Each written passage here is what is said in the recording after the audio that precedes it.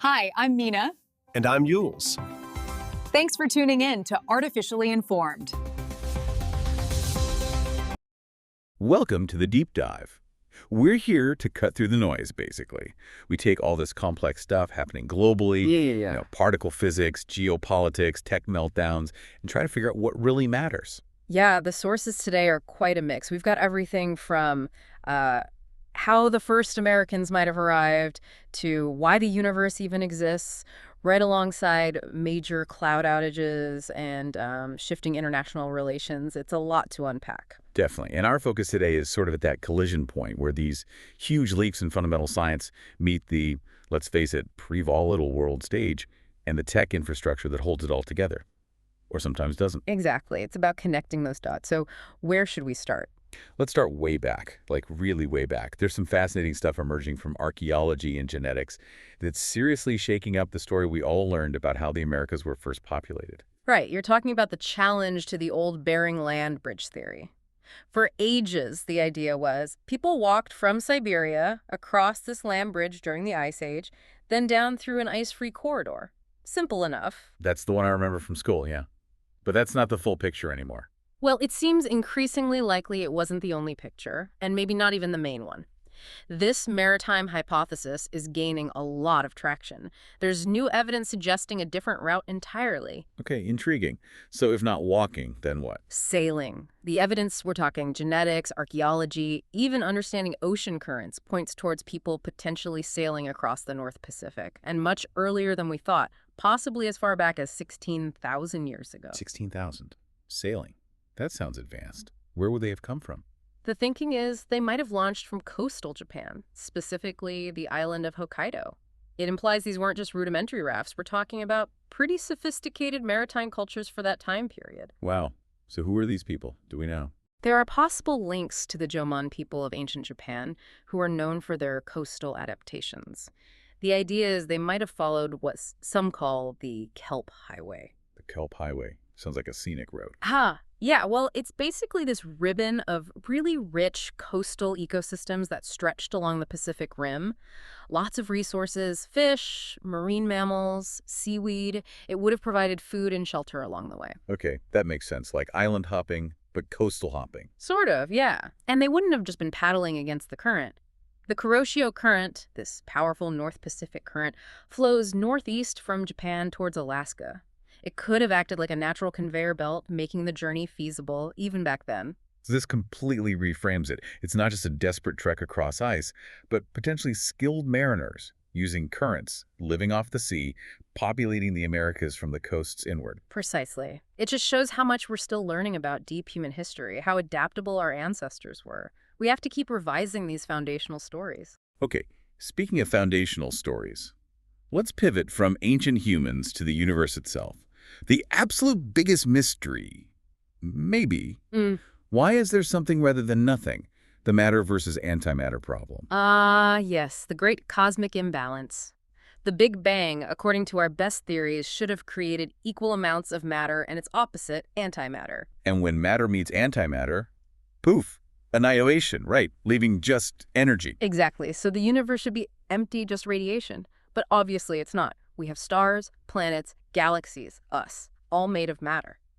So where did all the antimatter go? Or why was there extra matter to begin with? That's the trillion-dollar question. How are scientists tackling this? They're looking at some of the weirdest particles we know. Neutrinos, they call them ghost particles because they're almost massless and barely interact with anything. They can zip right through the Earth like it's not even there. Ghosts in the cosmic machine. How do they help solve the matter problem? Well, there's a massive international effort trying to find out. You've got detectors like supercomputer-level in Japan, this enormous tank of ultra-pure water deep underground, an ice cube at the South Pole in Antarctica, using the Antarctic ice itself as a detector. Japan and Antarctica, talk about extremes. What are they hoping to catch these neutrinos doing? They're looking for tiny, tiny differences in behavior between neutrinos and their antimatter counterparts, antineutrinos.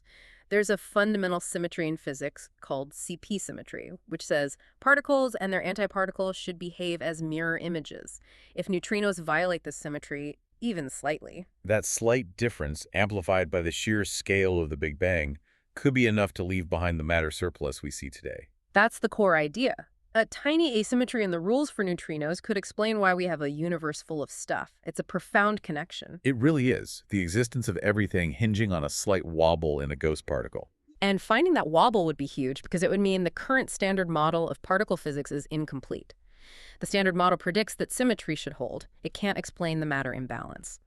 So finding this violation would point directly to new physics, deeper laws we haven't discovered yet. Okay, so we're searching for answers in the nearly invisible. Let's swing to the other extreme.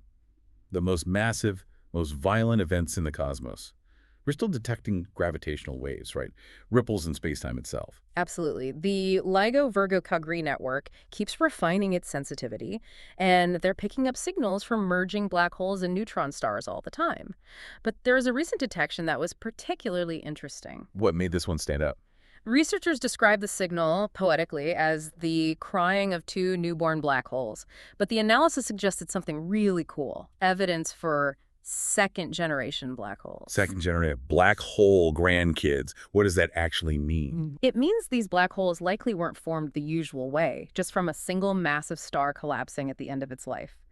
Instead, the black holes that merged to create this signal might have themselves been formed from previous black hole mergers. Whoa. So black holes crashing together, making a bigger black hole, and then that black hole crashes into another one later on. Exactly. It's like a cosmic demolition derby. Yeah. A star collapses into black hole A, another star collapses into black hole B, A merge, creating black hole C, then maybe black hole C merges with black hole D, and we detect the waves from that merger. That implies these things must be happening in incredibly crowded places, doesn't it? Yeah. For black holes to find each other repeatedly. Precisely. It strongly suggests these mergers are happening in dense environments like globular clusters, tightly packed balls of ancient stars, or perhaps galactic centers, places where black holes are more likely to interact and merge multiple times. We're starting to piece together the life cycle, or maybe the death cycle, of these objects. It's building a family tree of cosmic collisions. Amazing.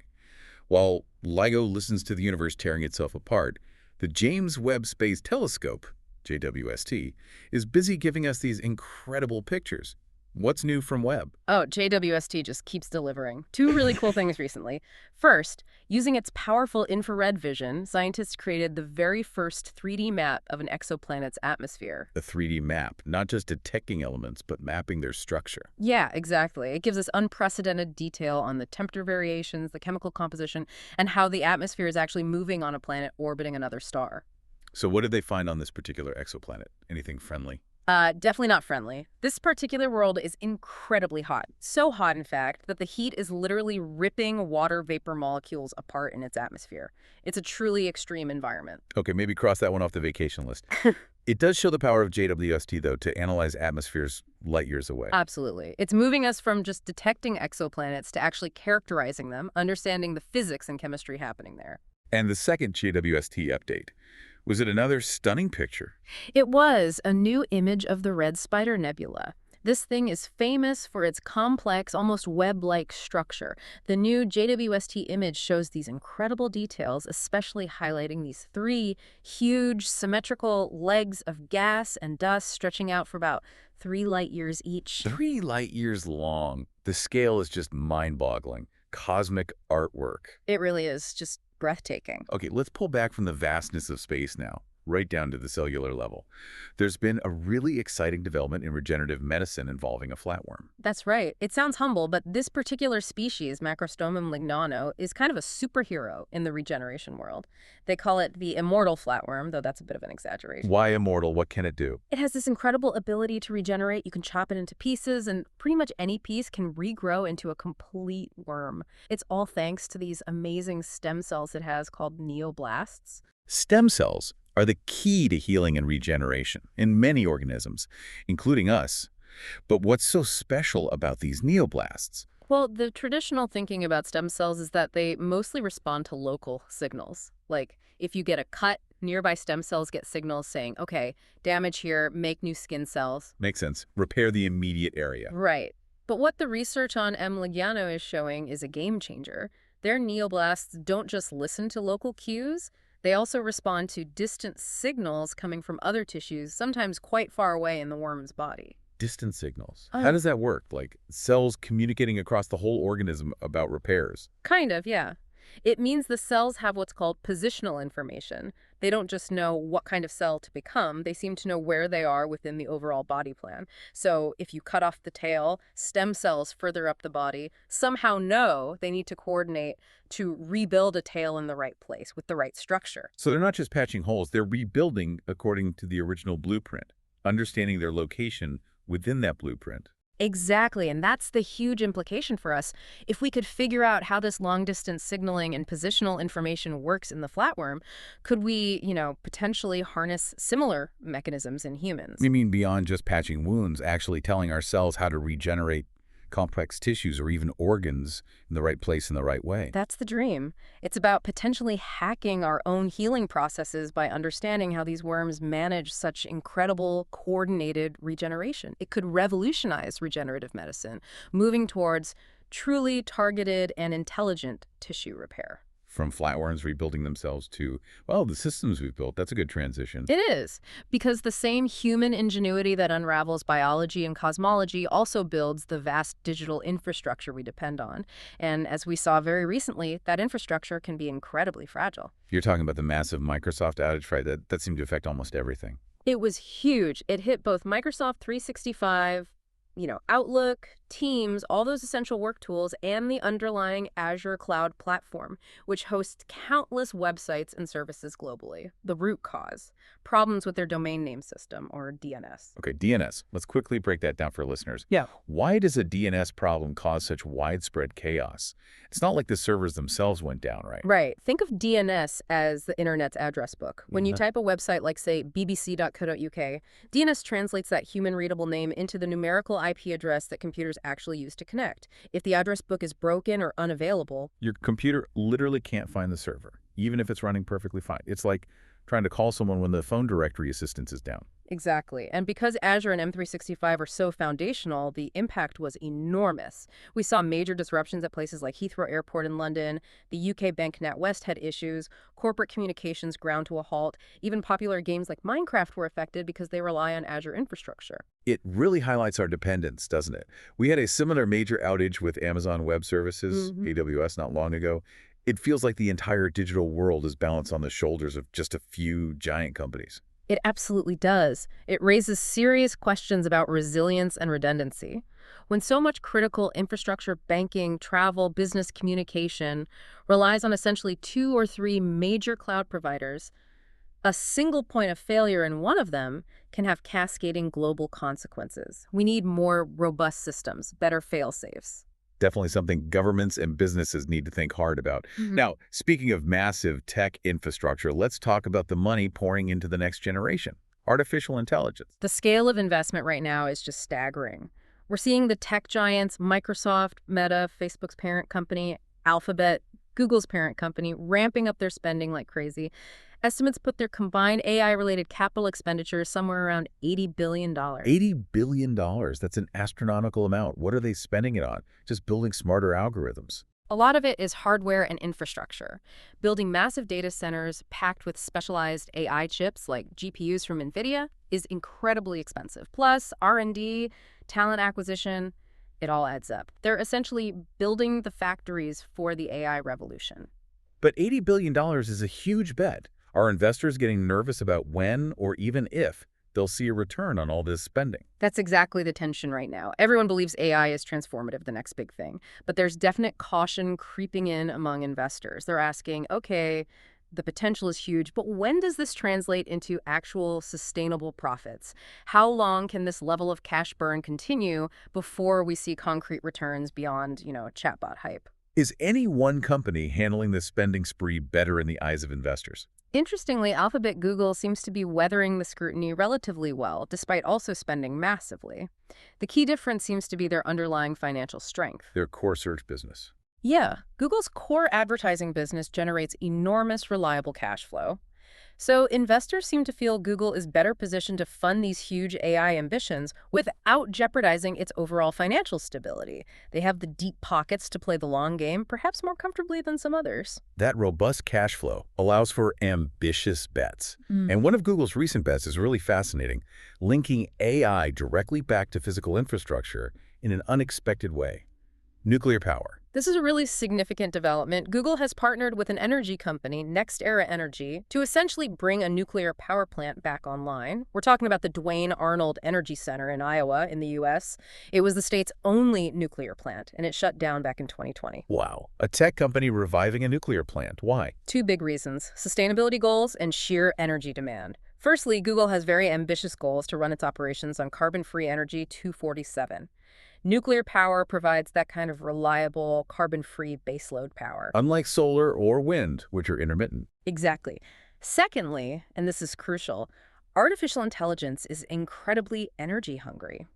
Training large AI models and running AI-powered services in massive data centers consumes vast amounts of electricity, far more than traditional computing. So Google needs huge amounts of reliable, clean power for its AI ambitions. And resurrecting a nuclear plant helps meet both needs. That seems to be the logic. It secures a massive, stable, carbon-free power source right where they need it for their data centers. It's a really interesting convergence of tech demands and energy solutions. Could this be a sign of things to come? Like, could big tech actually drive a sort of renaissance for nuclear power in the U.S.? It's definitely possible. If other tech companies with similar massive energy needs and sustainability goals see this as a viable model, it could create new economic incentives to keep existing nuclear plants running, or even restart ones that have been shut down. It flips the script on nuclear energy's economics potentially. A very unexpected consequence of the AI boom. But not all AI developments are about building things up. Some seem to be actively tearing things down, specifically our trust in what we see online. The deepfake crisis seems to be accelerating. It really is.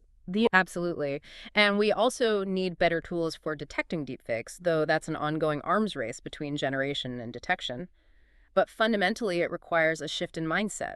We have to adapt our understanding of proof and evidence in the digital age. It's a profound challenge. Hmm. And it's interesting you mentioned AI generating realistic videos, because there's another tool using computation to simulate something even bigger. The entire universe. Right, you're talking about Effort.jl. It's a fascinating piece of software. While Sora is simulating, a dog playing on the beach or whatever, Effort.jl allows researchers to simulate the large-scale structure and evolution of the cosmos, gravity, dark matter, galaxy formation with incredible efficiency. And the key thing is it can run these complex cosmic simulations on just a standard laptop. Pretty much, yeah. It makes sophisticated cosmological modeling much more accessible than needing, say, a massive supercomputer. It democratizes that kind of research. So isn't there a strange irony there?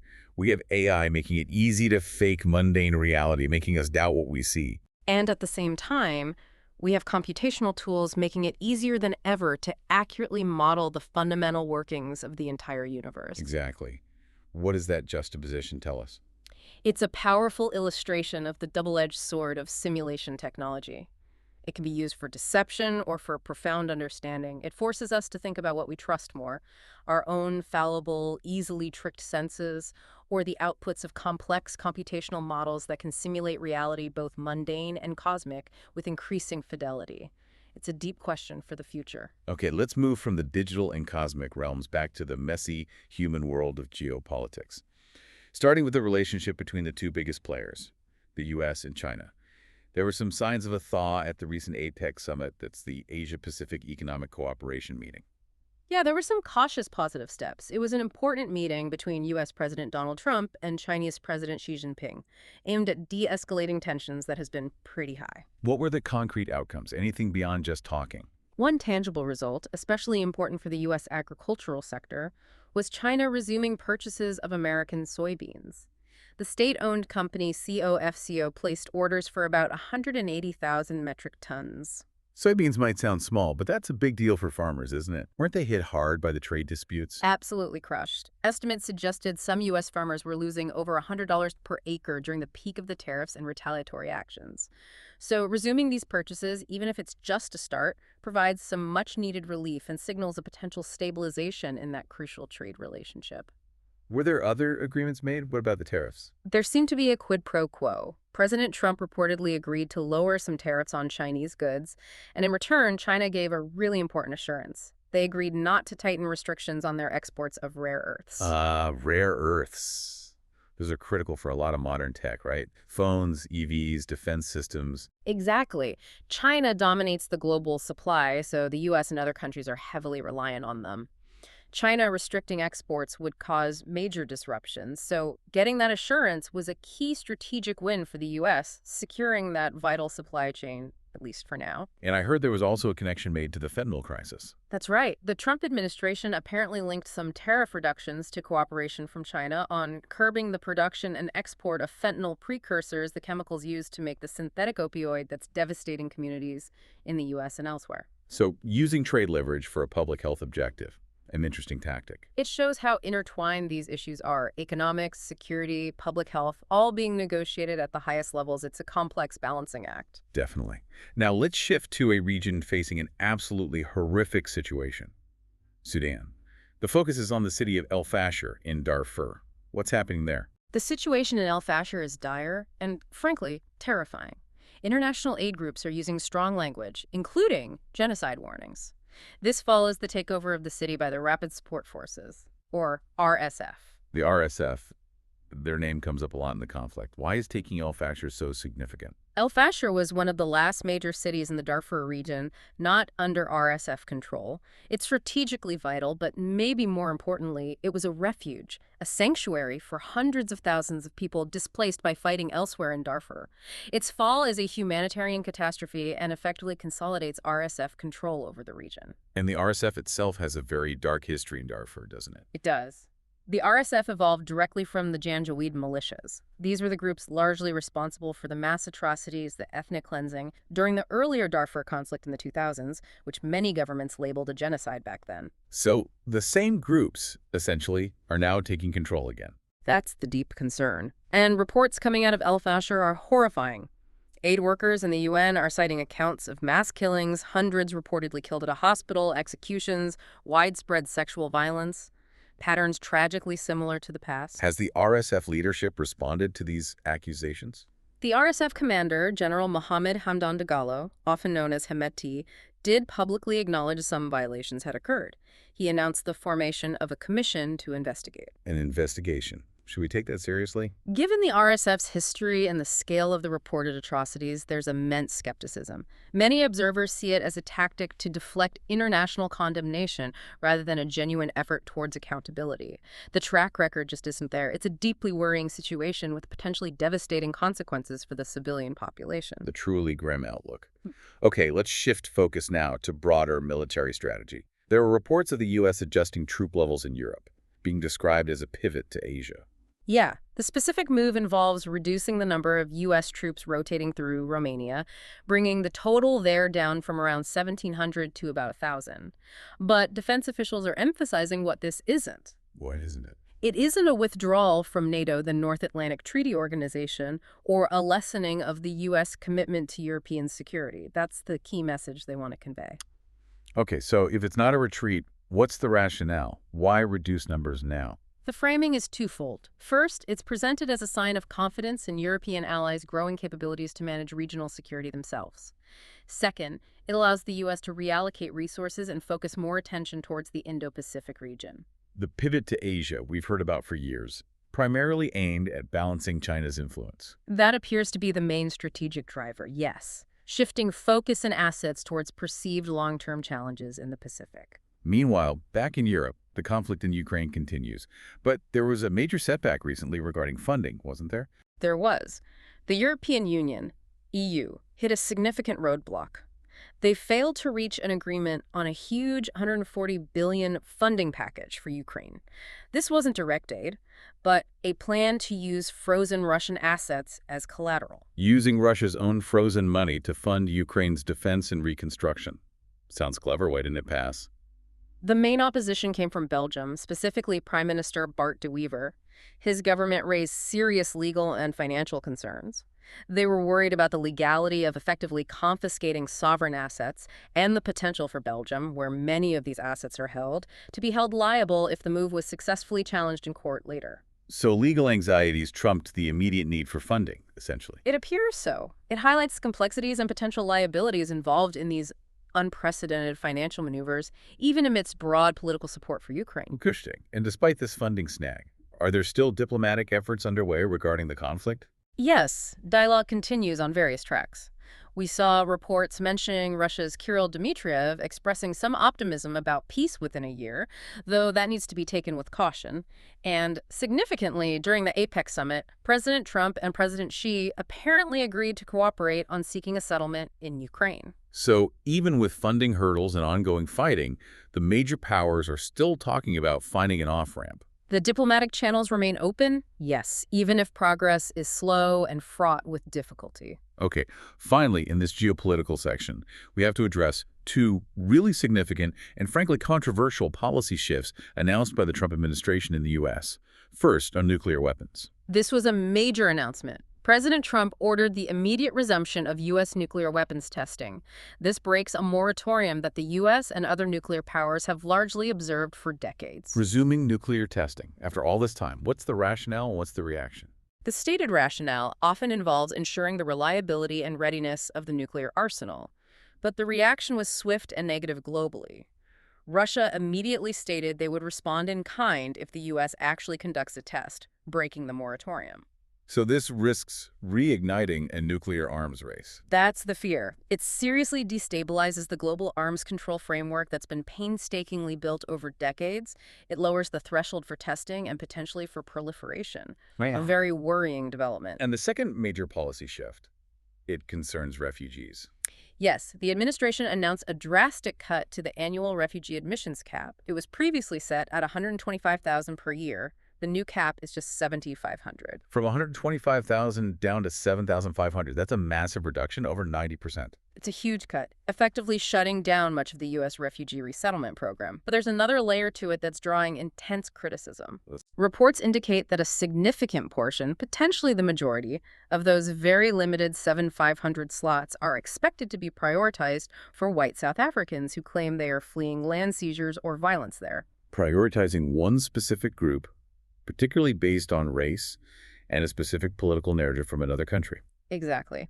Critics internationally and within the U.S. argue this represents a politicization of refugee policy, shifting away from prioritizing based on vulnerability and humanitarian need the core principles of international refugee conventions towards favoring specific groups that align with certain domestic political viewpoints.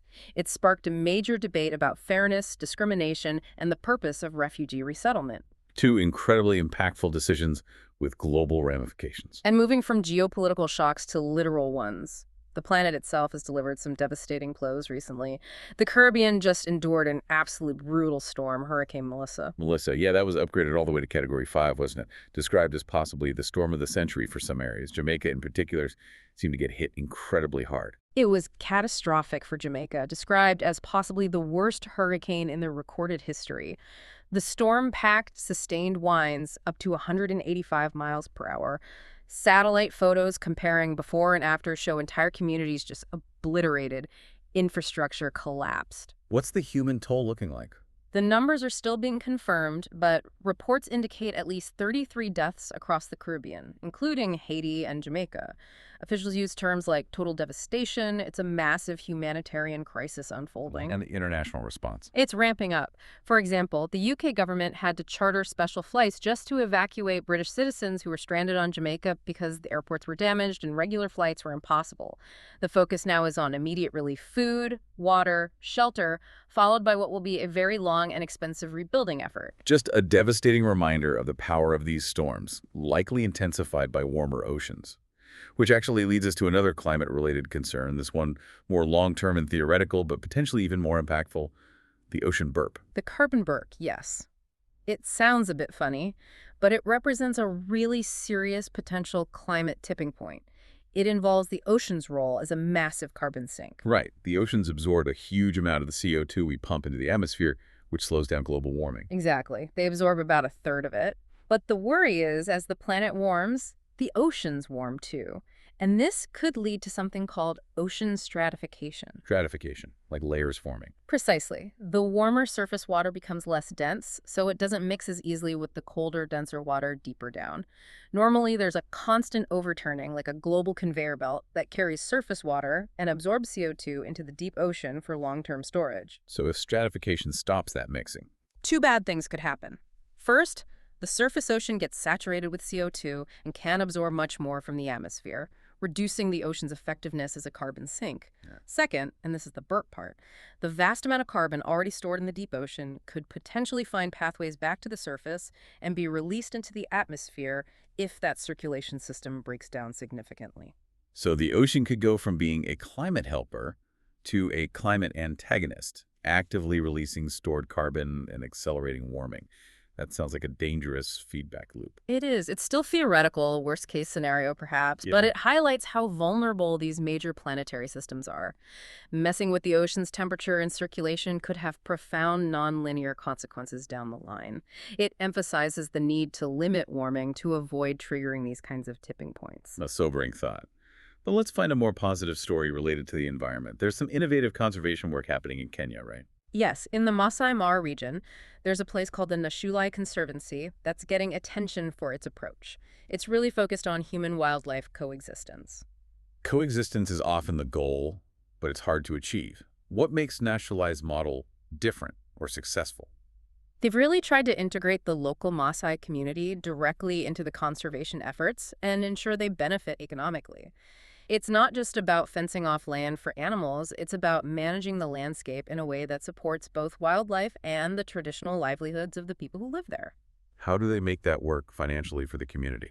Through things like revenue sharing from ecotourism lodges located within the conservancy, employment opportunities as rangers or guides, and support for sustainable community enterprises. The key is that the community sees a direct economic advantage in protecting the wildlife and the ecosystem. So conservation becomes an economic engine for the local people, rather than a restriction. Exactly. It aligns incentives. When the health of the ecosystem directly translates into better livelihoods, people become powerful stewards of that environment. It's seen as a potential model for making conservation work in areas where human populations and wildlife inevitably interact, especially facing pressures like climate change and land use demands. That's genuinely encouraging. A practical solution on the ground. All right, let's shift gears again, this time to the world of finance and economics. Central banks globally are walking a tightrope right now. The U.S. Federal Reserve made a move recently on interest rates. They cut rates, right? Second time this year. That's correct. They announced a 0.25 percentage point cut in their main policy rate, bringing the target range down to 3.75% to 4.00%. The goal, as usual, is to try and keep the economy growing steadily without letting inflation reignite. A rate cut is usually seen as good news for markets, stimulating borrowing and spending. But the reactions seemed a bit muted, or even negative. It was cautious, yeah. And a lot of that came down to the commentary from Fed Chair Jerome Powell that accompanied the cut. He specifically warned that future rate cuts are not guaranteed. So they cut rates now, but signaled they might have to pause or even reverse course depending on how inflation and the economy look going forward. Precisely. He poured a little cold water on expectations of a sustained easing cycle. Markets hate uncertainty, so that cautious tone led to a bit of a dip in stock futures. Investors were hoping for a clearer signal that rates would keep falling. And these Fed moves always have global ripples, don't they? They do. Almost immediately, the Hong Kong Monetary Authority, HKMA, followed suit. Because the Hong Kong dollar is pegged to the US dollar, they usually mirror Fed moves. So they also lowered their base rate by a 0.25 point, down to 4.25%, trying to ease borrowing costs in their economy. Okay, so central banks are cautiously trying to navigate. Meanwhile, in specific industries, we're seeing some significant shifts. The auto industry, particularly with electric vehicles, EVs, seems to be hitting some bumps. Yeah, there's definitely a recalibration happening. General Motors, GM, for instance, announced significant job cuts, about 1,200 at an EV plant in Detroit, plus hundreds more at other plants in Tennessee and Ohio. Why the cuts? Weren't EVs supposed to be the future? Full speed ahead? The future is still likely electric, but the transition seems to be happening a bit slower than some automakers initially projected and perhaps invested for. EV adoption rates, while growing, haven't hit the really explosive curve some expected yet. What's holding it back? Price. Charging infrastructure. It's likely a mix of factors. EVs are still generally more expensive up front, though running costs can be lower. Concerns about charging availability and range anxiety persist for some consumers. Production costs for automakers are also still high, so companies like GM, and we've seen similar moves from Stellantis and Ford, are adjusting their production plans, and workforce needs to match the current, slightly slower pace of consumer uptake. A reality check for the EV transition speed. Now, let's look at innovation trying to smooth out bumps in a different area. Global logistics. There was a startup competition winner focused on freight. Yes, Gled Technologies. They won the TechCrunch Disrupt startup battle, which is a pretty big deal. Their focus is on automating a really tricky part of the supply chain, road-to-rail freight transfer. Moving those huge shipping containers between trucks and trains. That sounds complicated. It is. It's often a bottleneck involving complex machinery and manual coordination. Gled is developing autonomous systems to handle that multimodal transition more efficiently and smoothly. So, using robotics and automation to bridge that gap where cargo switches transport modes. Exactly. The company was founded by someone with experience at SpaceX and in military logistics, so they understand complex operations. The goal is to speed up freight movement, reduce costs, and improve reliability in supply chains, something that's obviously critical for the global economy. Tackling those transition points is key. Very cool. Applying high-tech solutions to gritty, real-world logistical problems. #Taglicious. Social, cultural, and legal deep dives. All right, moving into our final section, focusing on social, cultural, and legal developments. We have several significant cases and changes to discuss, starting with law enforcement accountability in the U.S. Right, the trial of former Illinois Deputy Sean Grayson reached a verdict. What was the outcome there? Grayson was found guilty of second-degree murder. This was for the shooting death of Sonia Massey, a black woman who had actually called 911 herself seeking help during a domestic incident. Found guilty, but second degree, not first. What does that distinction signify? It's significant. The jury convicted him of murder, holding him accountable for an unlawful killing. However, they were reportedly deadlocked on the first-degree murder charge, which typically requires proof of premeditation or specific intent. The second-degree verdict suggests they believe the killing was unlawful and intentional, but perhaps lacked that element of premeditation or resulted from extreme recklessness. So, a conviction, which is notable in police shooting cases, but maybe not the full accountability prosecutors sought. Exactly. It reflects the complexities and high legal standards involved in these cases.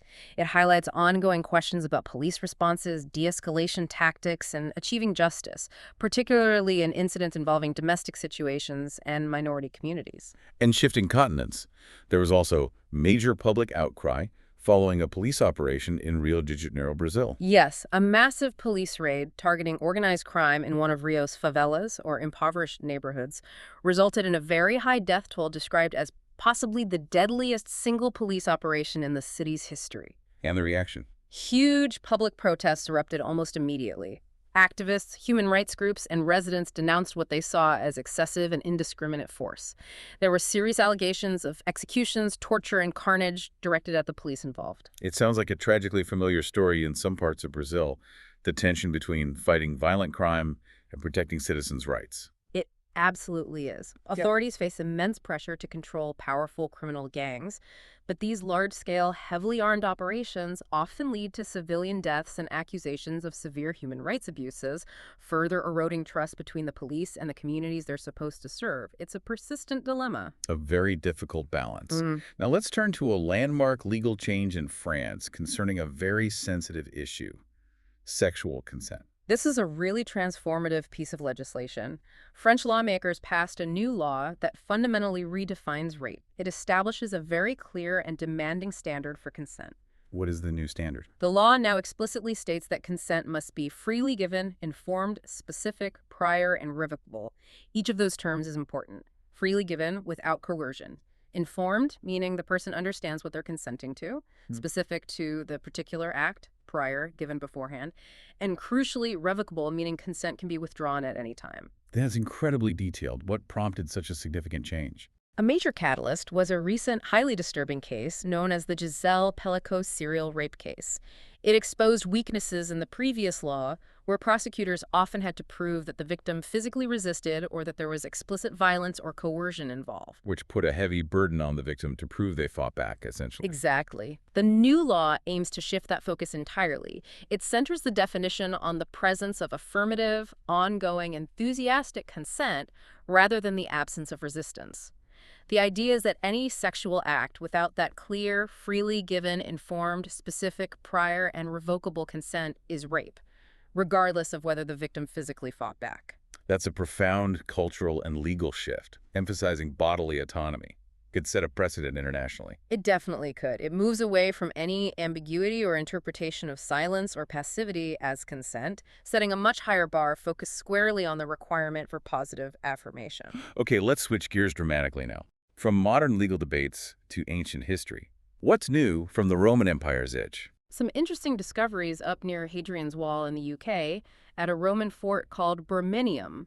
Archaeologists have been excavating there and uncovered a Roman bathhouse, along with numerous artifacts. A bathhouse.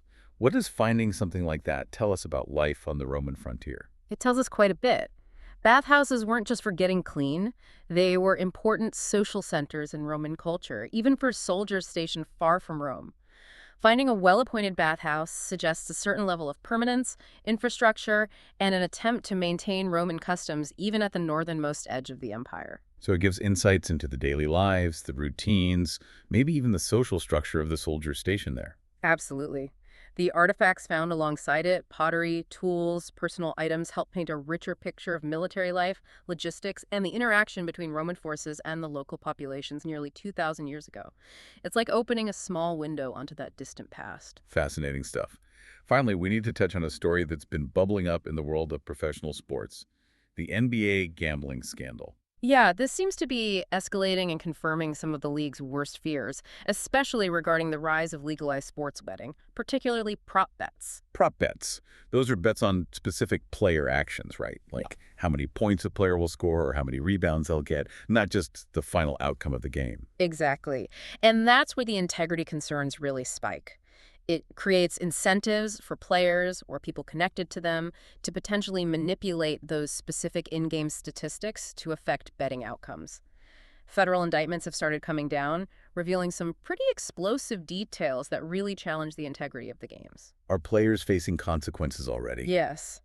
For example, Terry Rozier, a player for the Charlotte Hornets, is reportedly not going to receive his salary while he's on leave amid the investigation. This is despite his lawyer claiming a related issue, like a tax lien, had been resolved. It shows the league taking a hard line. This must be a massive headache for the NBA and other sports leagues that have embraced gambling partnerships. It's a huge challenge. They courted the revenue from sports betting, but now they're grappling with how to police it effectively and maintain public trust that the games are fair and not being influenced by gambling interests. Yeah. How they handle the scandal will set important precedents. An absolute minefield. Well, that covers an incredible amount of ground. From potentially rewriting the history of the Americas To decoding the birth of the universe with ghost particles, yeah. That's a fact. And then the fragility of our cloud infrastructure, the energy demands of AI sparking a nuclear revival. Devastating hurricanes, the ethics of refugee policy, redefining consent in law, and even scandals in professional sports. It's been quite the journey. It really highlights the interconnectedness of everything, doesn't it? Scientific breakthroughs have real-world implications. Technological reliance creates vulnerabilities. Geopolitical shifts impact everything from farming to energy policy. And climate change is an ever-present factor. The constant is just rapid change and the struggle to keep up. And that struggle to keep up, especially with technology, brings us to our final thought for you, the listener. We talked about Sora AI generating incredibly realistic videos, making it hard to trust what we see. And we also talked about Effort.jl, the tool letting researchers simulate the entire universe on a laptop, making it easier to model cosmic reality. So here's the question. If our technology is getting incredibly good at both faking reality on a human scale and modeling reality on a cosmic scale, Yeah. What does that do to our fundamental confidence in observation? Yeah, when simulation becomes almost indistinguishable from reality in some domains, and a powerful tool for understanding it in others, how do we need to adapt our definition of truth? How do we navigate a future where the lines between the real and the simulated are becoming increasingly blurred by the very tools we create? Something deep to ponder. Thanks for joining us on the Deep Dive. For enjoying Artificially Informed. Hit subscribe and share it with a friend. From the left, the right, and straight from the algorithm. Thank you. That's it for today's Artificially Informed. Nope. Thanks for spending your time with us. Yeah. Stay sharp, stay curious. See you next time.